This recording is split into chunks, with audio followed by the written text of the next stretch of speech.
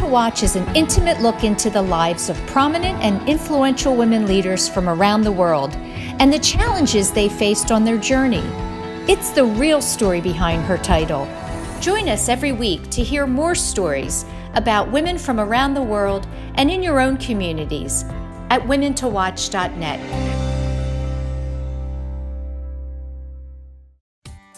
Hello, everyone, and welcome back to another week of Women to Watch, a podcast of inspiring stories from women shaping leadership. If you're interested in the nonprofit sector or happen to be working in a nonprofit, this is going to be an interesting interview for you. My guest this week is Vivienne Hsu, and she is the founder and CEO of Lendinate, a company that brings together investors and nonprofits.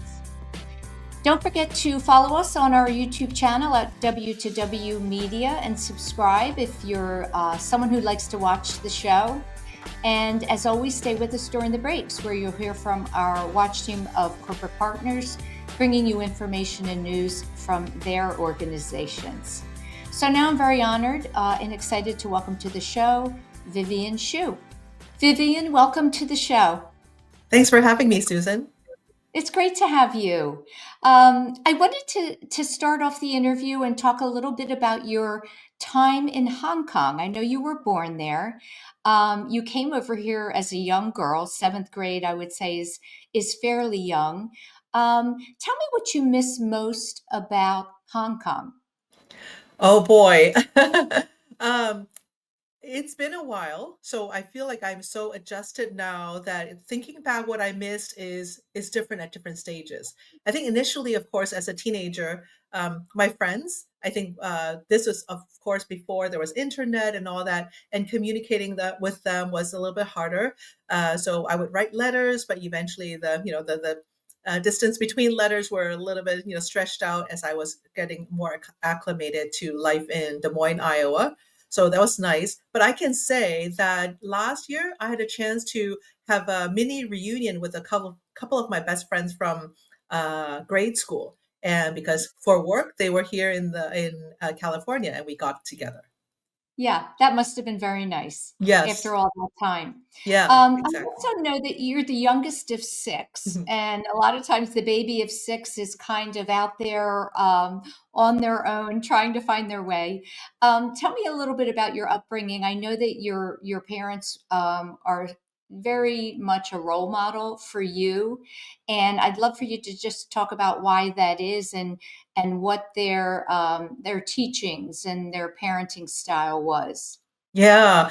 I think I didn't fully realize how lucky I was to have them as parents until maybe I was in college, talking to other people. Their style was very much hands off, partly because probably I was number six, and everything's been done. They were more mature in their life as well, given that I was, the last one. So they were always very, now I can use these words to describe them because I recognize being a parent myself now, how important it is to have that calmness and the reassurance that we're okay. The always instilling values in us through their own actions. It's not just talk. For example, my sister, the sister who was just older than me, and I would reminisce and back to the old days when we were in Hong Kong, and how we never heard a single complaint or gossip basically from my parents. So we always were left with the impression that their friends were perfect.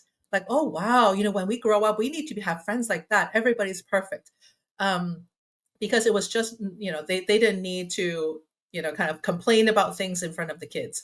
And even between them, the two of them, they've really never argued that we've witnessed. So when my mother, who's passed away, a couple of years ago at age 100, but before that, I had a chance to ask her, "Did you just not argue or argue privately?"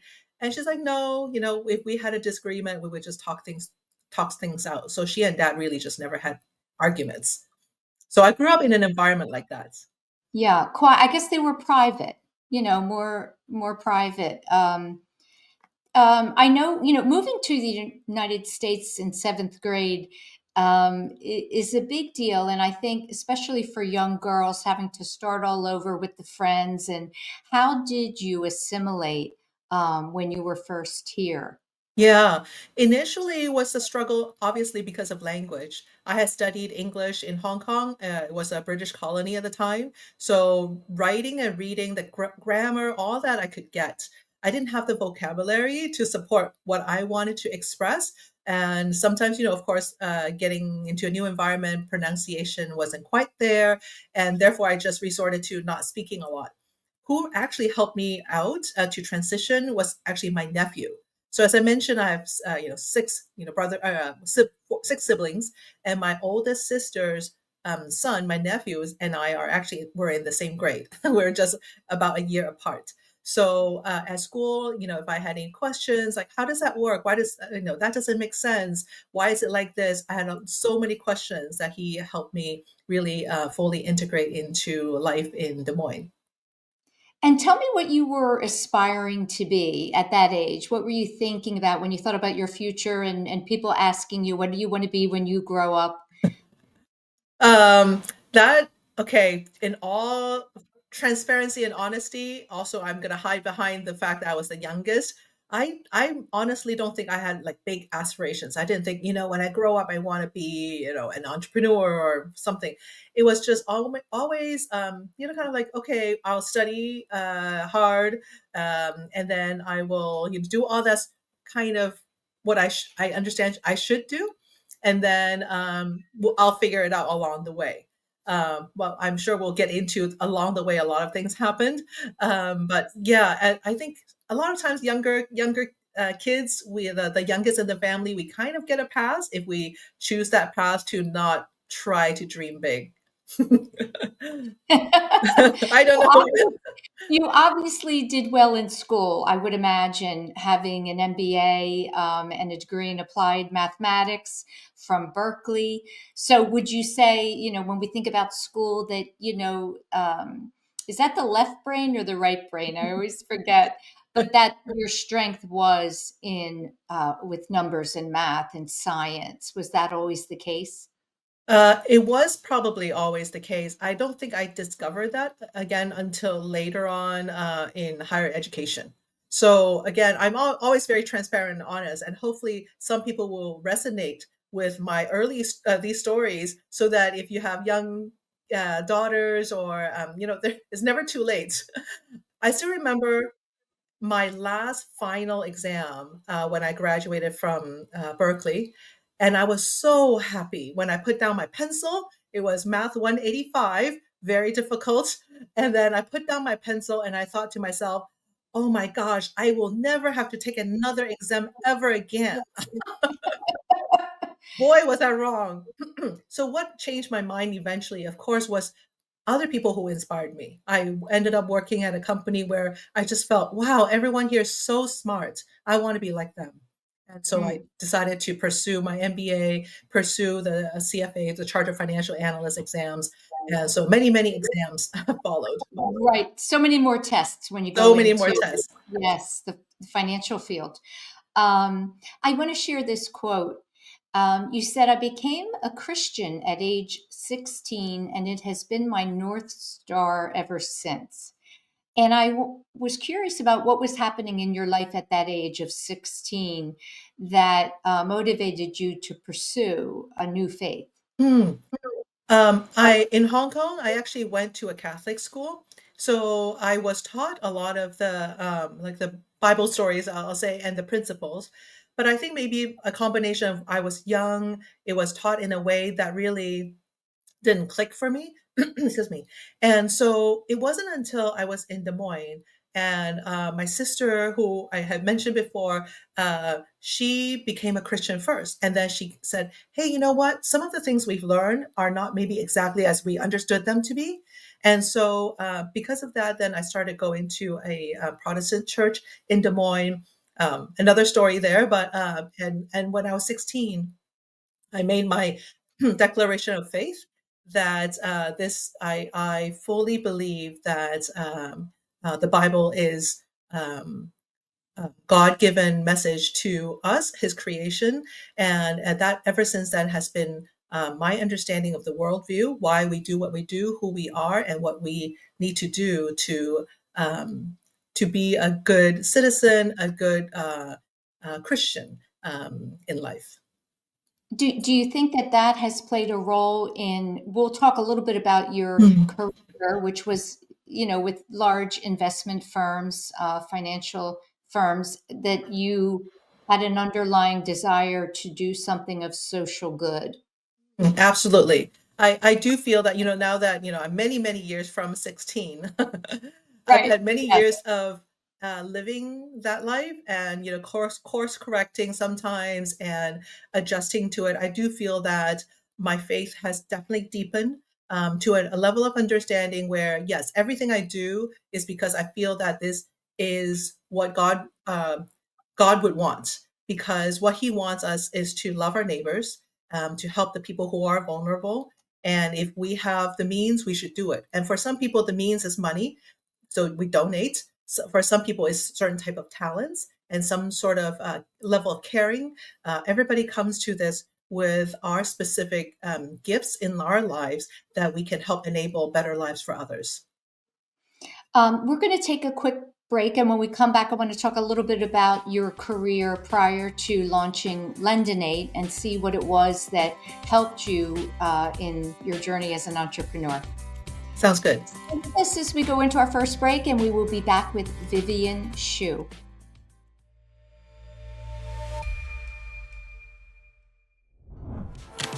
As a female-led organization, you have to bring it every single day.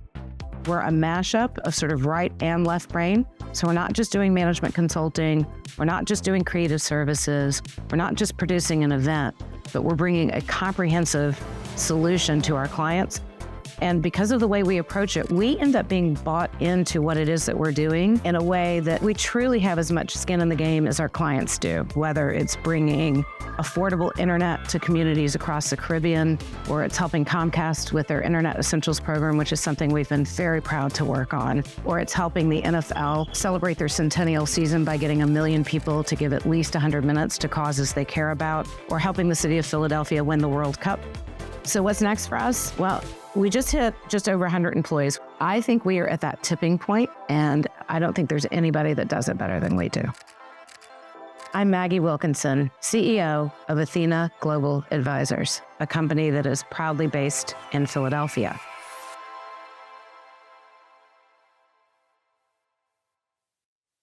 Hi, I'm Katie Gore, the president of Quadell Consulting and Training. There are a lot of myths about affordable housing and the people who need and live in affordable housing. One myth, for example, only people who are unemployed need and live in affordable housing. The reality is that many people in affordable housing actually have working full-time jobs. Teachers, healthcare workers, service employees, people who are essential in our communities. They often struggle to afford rent in so many communities across the nation. And that's what's the beauty about affordable housing. They are providing work in the communities at an affordable rent. Another myth is that affordable housing increases crime. Studies consistently show there is no link between affordable housing and increased crime. In fact, stable housing can reduce crime by providing security and fostering stronger community neighborhoods and building attachment for the people who live in affordable housing. For more information about affordable housing and to walk through some more of those myths, you can find me and my segment on the Women to Watch platform. Welcome back to the show. I'm speaking this week with Vivienne Hsu, and Vivienne is the founder and CEO of Lendinate, which is a company that brings together philanthropists and investors with nonprofits. I want to talk, before we talk about the launch of the company, you spent time as an executive with several financial firms at the highest level: Charles Schwab, American Century Investments, U.S. Trust. How did that prepare you to run your own company? Mm. It prepared me in a way that I understood the structures of capital markets, big fancy word for big, big areas of investment type of dollars, as well as what regulators want. Regulators want investment products to make full disclosures of what are involved. If it's low risk, still you have to disclose it. So understanding the depth of what it takes to run a company that needs to be compliant with different types of regulators, I think is from that perspective, it helped me understand what it means to run my own business. And then, of course, I'll expand on that as it comes to product design as well. Yeah, well, feel free. Yeah, do that. Oh, Yeah. yeah. So in my job at Charles Schwab Asset Management, I used to oversee all the active equity strategies that encompassed, I think at some point, 8 to 9 mutual funds and 4 other separately managed accounts, portfolio accounts. And so to design a strategy and decide what to launch and what to reshape really does take the the understanding of what the average investor needs and wants. Average investor because it's mutual fund. Mutual fund is accessible to everyone, unlike hedge funds and private equity. So my job was to think about that basically day in and day out. When I was there over the 7 years, we launched 3 new funds, and then we also repositioned several others. So that work involved working with across the company with compliance, with legal, product management, marketing, technology, you name it. We had to work across and be very collaborative to bring a new product to life. That's an atypical path for mutual fund portfolio managers because usually, portfolio managers just focus on the portfolio. But because I had that extra responsibility, it allowed me to understand the inner workings of like a mini company. So, I'm thinking about today's environment. Are you happy that you're not back in those roles? In so I many mean, ways. It I would is. imagine. There's, Well, there's, yeah, go ahead. life of an entrepreneur, I think if you must have interviewed many entrepreneurs, um, it's hard to go back because the entrepreneurial life is so fun. People talk about career development, career as having a three-legged stool, financial reward, career growth, kind of like going up the corporate ladder, and then job satisfaction. The job satisfaction is through the roof as an entrepreneur, so it will be hard to go back. Not saying I'm planning to.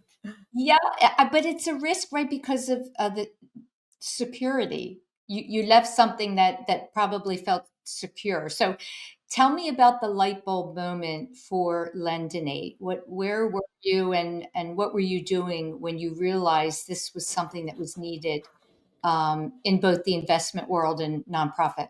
Yeah, that is a culmination of basically the past, all my adult life from work and volunteer work. So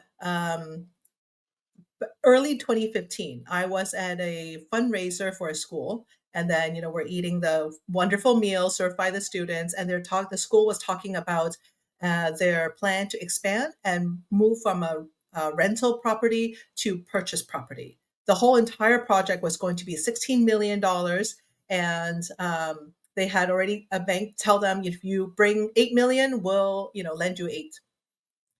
To make a long story short, the school had been preparing for this, so they had close to the $8 million they need to bring to the table, but they were short by a little bit.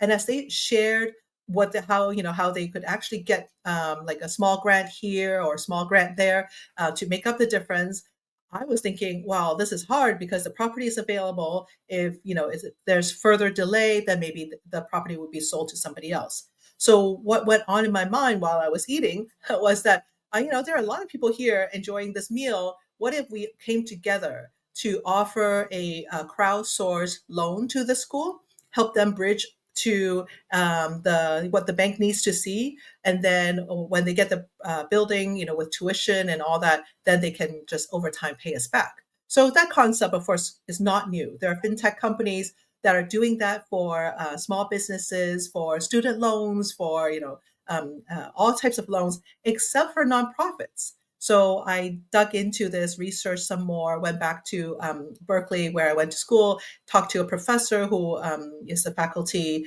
lead on the nonprofit management, kind of just asking everyone, is this a good idea? And then after talking to many people, then I did my own soul searching and talked to my husband. Should I quit my job? So that's what I did.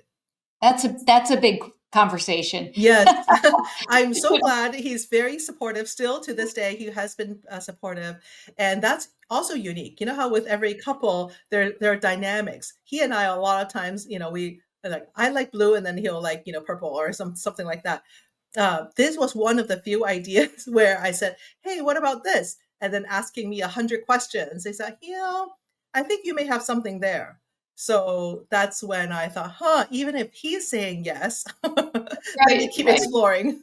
Yes. So for the viewers and the listeners who are not familiar with Lendinate, can you just describe briefly what it is and maybe one of your favorite partnerships that you've brought together, maybe one of your favorite nonprofits that you've been able to help? Yeah, no, fantastic. So we are what is called a two-sided marketplace. If you go on our website, you'll see there are loans posted on there that investors can invest in. The way it works is that nonprofits apply for a loan to us. We do the due diligence and credit underwriting. We assess their ability to repay. That's the primary goal. And of course, do other due diligence at the same time.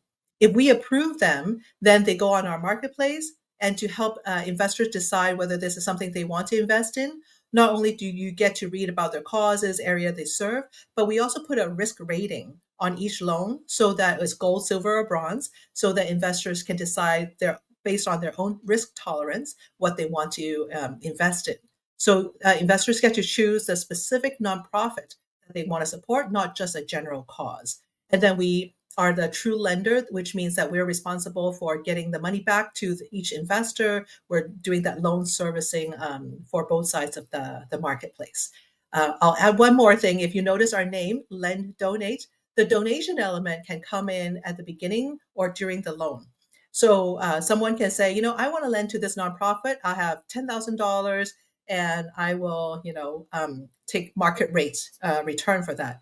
We also can allow them to choose to receive a lower interest rate because um, people sometimes just say, you know what, I don't need to take market rate. I'll just charge them 2% interest. We will facilitate all of that all into the single loan, including a donation that can come later as a form of loan forgiveness. So investors, if they want to, they can continue to receive the interest repayment and just as their own return on investments, or they can say, I only have X dollars left in the loan. I'm just going to forgive it. They don't have to pay me. We take care of all that paperwork for both sides of the marketplace as well.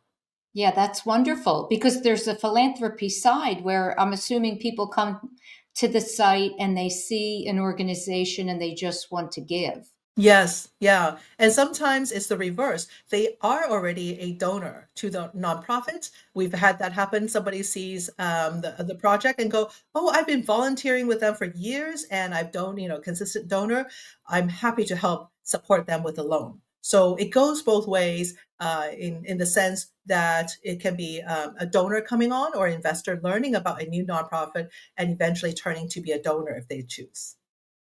Has there been an organization that's become kind of near and dear to your heart, or perhaps moved you to, I know you sit on several boards and you do volunteer work yourself, but I'm wondering if there has been an organization coming through your program or your company that you've discovered. Yeah. Okay. I love it's hard to pick, like your child, I'm hard to pick a sure. favorite child. I'll share two very quickly because they have different perspectives. The first one is a loan application. This nonprofit has been around for over 20 years, and they provide community health training and advocacy work with local grassroots so that the leaders can go train people to take care of themselves. And anyway, so really wonderful community health organization. They were expanding into a new area of services where the contracts are with private providers as opposed to just government grants. And so as they were going along, hiring people to go after those contracts, and they were running lower and lower on cash reserves to a point where they really needed a working capital loan very quickly. We found, even we thought that was a little bit of a challenge, but we found a way to make it work. We credit underwrote them, put them on the marketplace. So $100,000, 12-month loan. In the end, they prepaid in 7 months because they didn't need the loan anymore. And another year goes by after they paid, fully repaid. The executive director called me and said, I just wanted to call and tell you that when no one wanted to give us a loan, banks said no, when we couldn't get a grant, you did. And that their revenue grew 3 times what they were when they applied for a loan. And they went from about 150 employees to 300. There's part 3 of this story. Then, we stayed in touch. Last year, she said, we received a large grant. We ourselves, our operation is already, better than break even. So we don't need that grant to pour into our working capital. We're going to reserve that as a way to grant other smaller or nonprofits that serve in the same area as they do, so that they Wow. become a grantor to other nonprofits. And that's transformation is truly what we want to see over and over again, that we give the seed capital so that they can grow to be their own unicorn. That's a wonderful story. And Yeah. and it all began with you. Yeah. So we'll pat ourselves on the back because Yeah. that one was truly like we were able to identify the impact they were making in their community as well as their business. So we understand we have to vet them based on the ability to repay, which is the strength of their own operations. And we did see that, trying to diversify your revenue source was a very smart thing to do. So we wanted to support their efforts. And if I can squeeze in my other story, which is short, but this story really goes to the heart of what a lot of people really want, not the nonprofits, what people want to do for nonprofits. We have investor lender on our platform where he had told me that, hey, I don't like these gold, silver, bronze things. I want to take risk with the nonprofits. So one time when we had a loan application, we would have needed to decline because it was just we couldn't see the we couldn't be assured there was ability to repay. It's a small nonprofit that serves in California seniors, veterans, so older veterans who are homeless, and they just like to have a small place with 12 beds. But because of COVID, there was disruption. They couldn't serve for a little while in person, so then the revenue came down. Right, they get reimbursed for the services they provided. And we couldn't give them a loan, which means bad things would happen. And then, fortunately, I remembered this investor. So I called him. I said, "Hey, David, I remember what you said. Here's the situation. What do you think?" And he said, "Oh yeah, yeah, you got me. This is the type of things I want to do. I don't know if they can repay me, but if my money can even help them do 6 more months of good work, so be it. Right? I don't need it back. But if they pay me back, I'll do it again." So that's exactly what happened. The nonprofit was able to not only recover from that period, they got large grants subsequently, and then they repaid David in 16 months. Wow. Yeah. These are great stories. Do you show these on your website?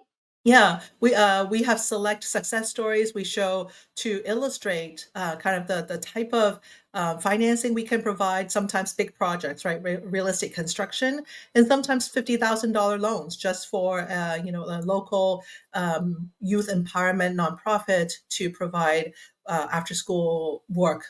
In their area, and sometimes it's just a working capital. For-profit companies, for small businesses, can borrow from the SBA, the Small Business Bureau, but SBA does not generally lend to nonprofits.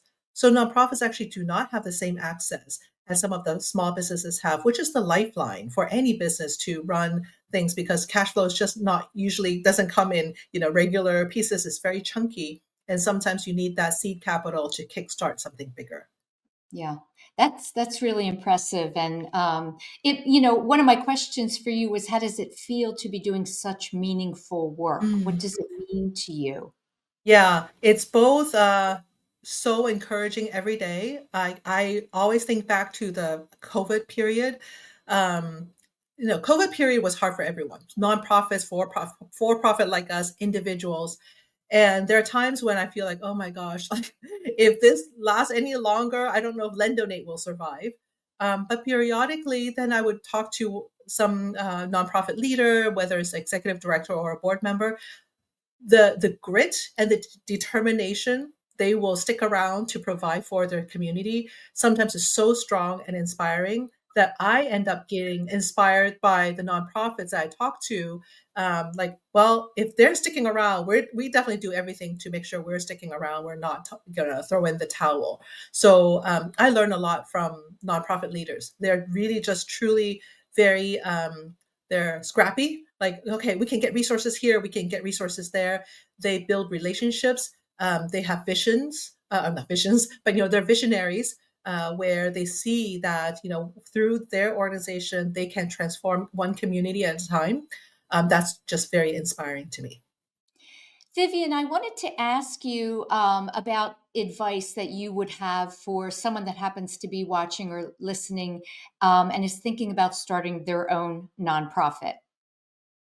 Yeah, so many people are wanting to help, especially now, right? Thinking like, oh, how can I contribute to my community? I would say, first of all, there are over 1 million nonprofits in the country with a very long tail. And then what I mean is there are a lot of small nonprofits because they have their local area and knowledge, and they start a nonprofit and they have, maybe a couple of staff members or maybe just by themselves. The hyper local is so helpful, but they're also so hard to run and make the financials work out. So I would say if someone has an idea, check with the community foundation near them. A lot of community foundations or organizations like that has programs of what's called fiscal sponsorship. No need to set up your own organization just yet. Get your project sponsored by a foundation and then get the operation going, and at the right time, then spin off to be a 501(c)(3). I think that's usually a easier path for everybody involved. Okay, great, Yeah. terrific. Well, listen, I thank you so much for spending some time with me today and talk about your life story and your career. Thanks for having me. This has been fun. Stay with me as we go into our last break, and I'll be back to close out the show.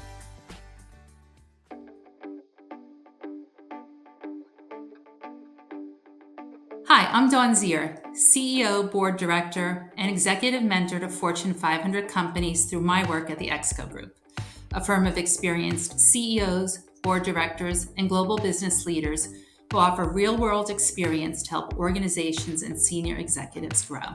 Today, I'd like to speak about how to deal with a toxic work environment. While there are some well-documented cases of blatantly toxic cultures, toxicity in the workplace is often a more subtle nature, which can even be more dangerous to one's mental health and well-being. So how can one deal with a toxic relationship?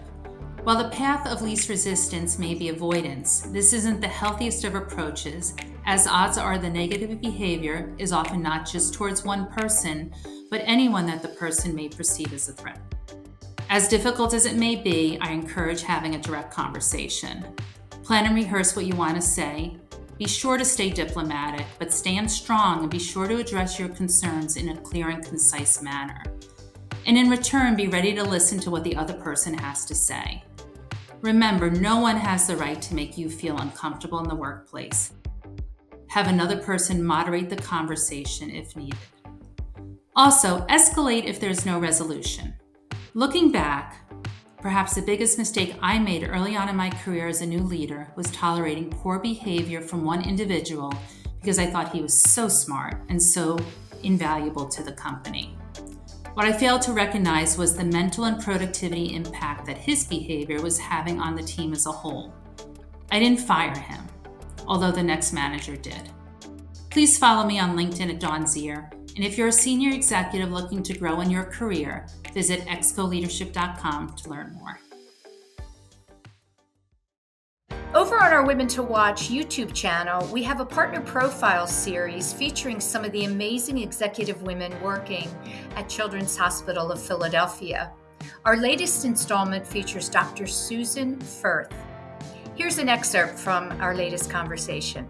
The goal, I would say, of CHOP is for every child to have a chance at a healthy future. And how does the Research Institute specifically support and help in that goal? One of our strategic imperatives as an enterprise is to really promote research-driven precision medicine, so diagnostics and therapeutics that are really tailored to an individual's circumstance. And I always add to that research-driven precision medicine that this has to be research-driven precision medicine for everyone. So we've invested in programs around health equity research methods and making sure that as we are pursuing our research and discovery, that we're thinking about how our questions apply to different populations, whether it's where they live, if they're rural or urban, or what their social determinants of health are. So we're trying to incorporate thinking broadly about improving child health to all populations. So we want to help children who are around the world and also in our backyard. To learn more about Dr. Susan Firth, head over to our Women to Watch YouTube channel for the full interview.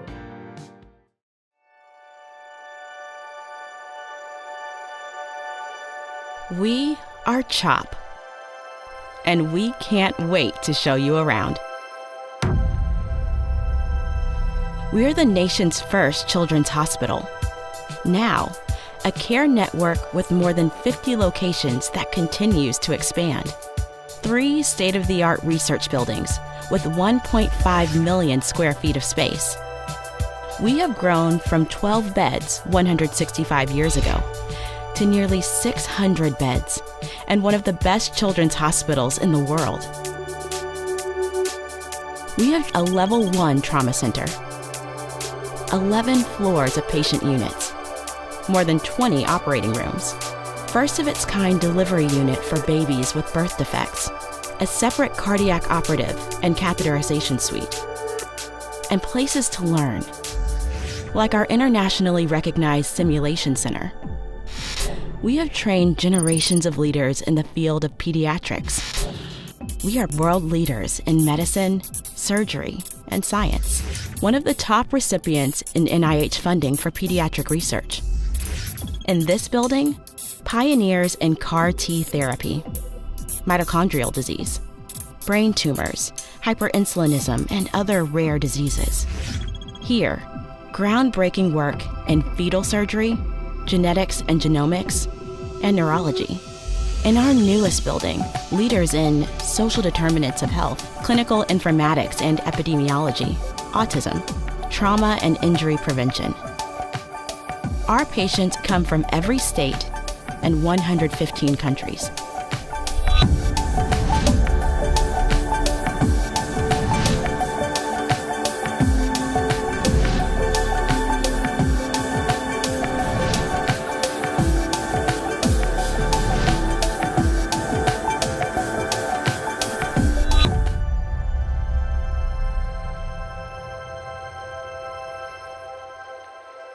Meeting these challenges requires the best and the brightest.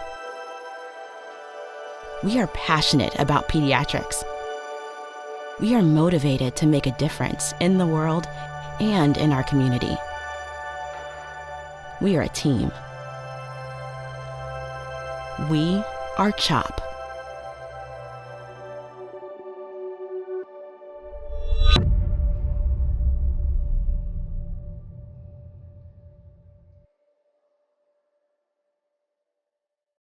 That's it, everyone, for another week of Women to Watch. Thanks so much for being with me.